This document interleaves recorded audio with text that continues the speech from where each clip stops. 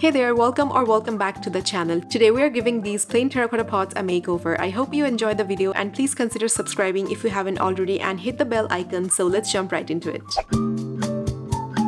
To start off, I grabbed this terracotta pot and began taping around the ridge of the pot. Once I taped all the way around, I mixed together these acrylic paints to create a light beige color. Then I started painting the body of the pot using a flat brush. I painted the bottom of the pot as well, and once the first layer of paint dried, I went for another coat on top. After the paint dried, I removed all the tape pieces to reveal the terracotta border. Using a pencil, I drew some organic shaped blobs of different sizes. I intentionally overlapped a few of the blobs. To color the blobs, I created a palette of 5 different colors by mixing all these acrylic paints. I started with this peach color and painted some of the blobs.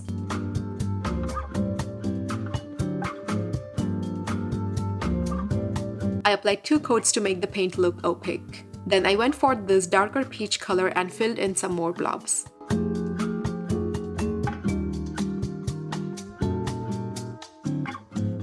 For the next round, I reached for this mustard color. I was trying to go for a palette where the colors complemented each other. You can choose any color palette according to your liking.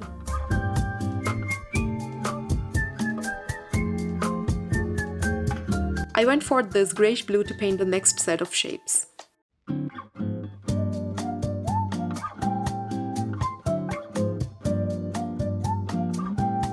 To paint the remaining blobs, I used teal color.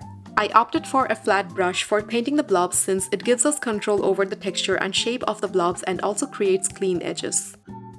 To give the blobs a more defined look, I used a gold Sharpie to outline them. The lines didn't precisely follow the shape, instead they were slightly off to the side, leaving a small gap between the outline and the blob's edge. Some parts of the line were on the blob while others were outside of it, if it makes sense. To add some more tiny details as a finishing touch, I mixed together black and red acrylic paint to create a dark brown color. Using a small round brush, I painted a set of dots between some of the blobs. I painted these set of dots to fill a few sparse areas in between. To seal and protect the paint, I used this satin finish polyurethane varnish. I plan on keeping the flower pots indoors, however, if we intend to place them outdoors, we might want to use varnishes specifically designed for outdoor use. This completed our DIY abstract painted flower pot.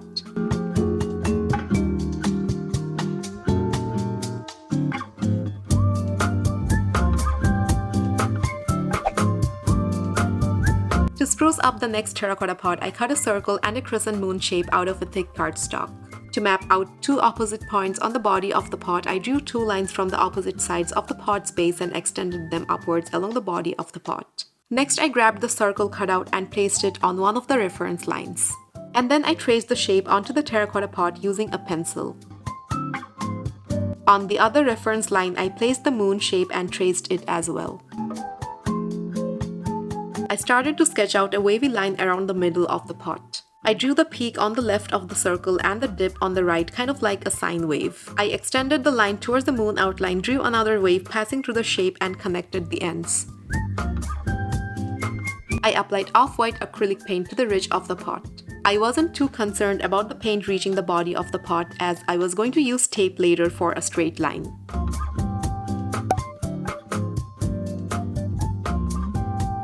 To paint the bottom section, I added a little beige to gray acrylic paint to get a warm gray color. Then I started painting the section and I left a thin gap along the pencil outline. I was going to apply 2 layers of paint and made sure there was enough drying time in between the layers.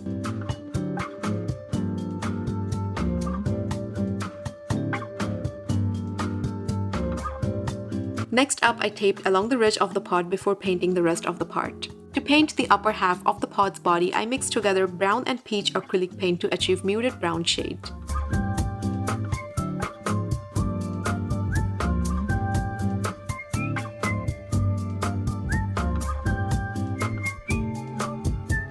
Once the paint dried, I took off all the tape. I noticed there was some paint bleed. To fix that, I dipped a small detailing brush in off-white paint and cleaned it up. To paint the top half of the sun, I used light yellow acrylic paint. I carefully painted that section with a flat brush. Also, I went for 2 coats of paint. To fill in the bottom half, I used mustard yellow paint.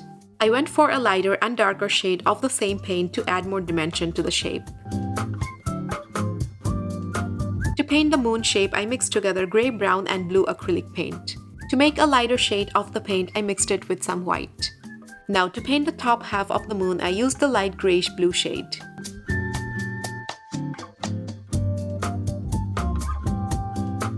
And to paint the bottom half, I used the darker shade. Next, I dipped a brush in off-white acrylic paint and painted over the pencil outlines. The white outline started to bring everything together. I was trying to keep my hand as steady as possible with this.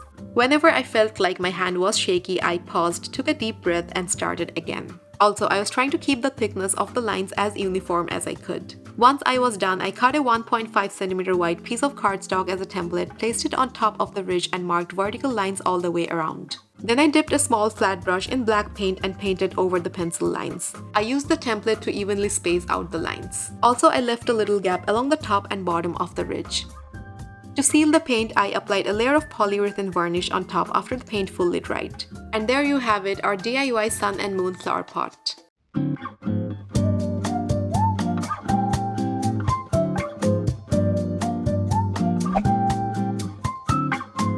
For the last terracotta pot, I used a pastel bluish green color to paint the ridge. Then I went ahead and applied the paint along the rim of the pot.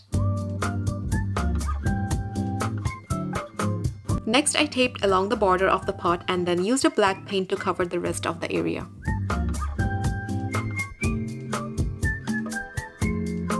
I tried my best to smooth out the paint, minimizing any streakiness.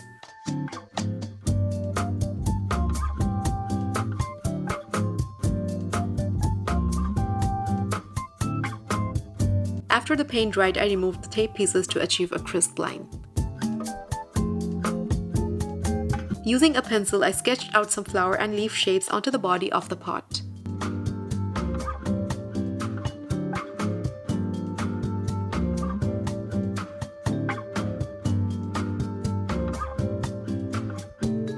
Before painting the flowers and the leaves, I filled in the outlines with white acrylic paint. The purpose of adding a layer of white paint underneath was to make the colors pop even more. I only applied a single coat of white paint, and after it dried, I started with this blush pink acrylic paint to color some of the roses.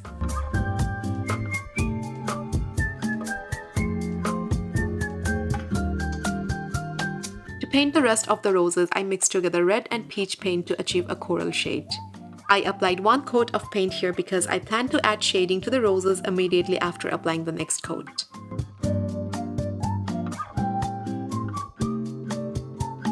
While the paint was wet, I used a detailing brush to apply the darker shade of paint, creating small C-shaped strokes resembling rose petals. These petals were short and densely packed toward the center of the rose, gradually expanding and becoming more loosely arranged as they spread outwards.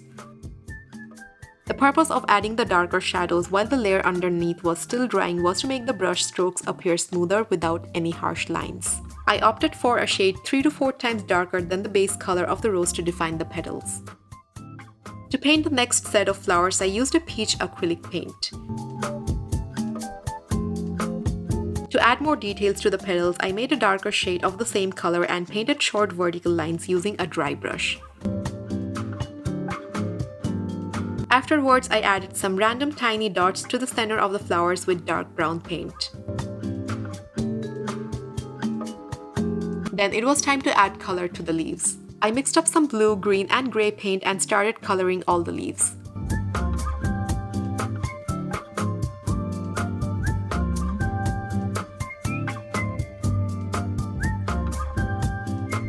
You can dip a fine detailing brush in black paint and sharpen the tips of the leaves if necessary. I made the green a few shades darker by adding some black paint to it and painted the spines of the leaves. To color the daisy flowers, I used off-white acrylic paint. Then I used yellow paint to make small circles at the center of each flower. To color the vines, I used gold acrylic paint. This added a nice metallic shine to the artwork.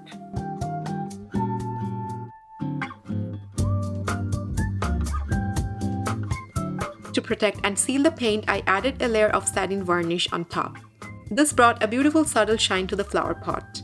That wraps up our third DIY. I really hope you enjoyed all the flower pots we painted today. Let me know in the comments which piece is your favorite and please give it a thumbs up. You can also follow me on Instagram at DustyHues. Thanks for watching and I'll catch you next time.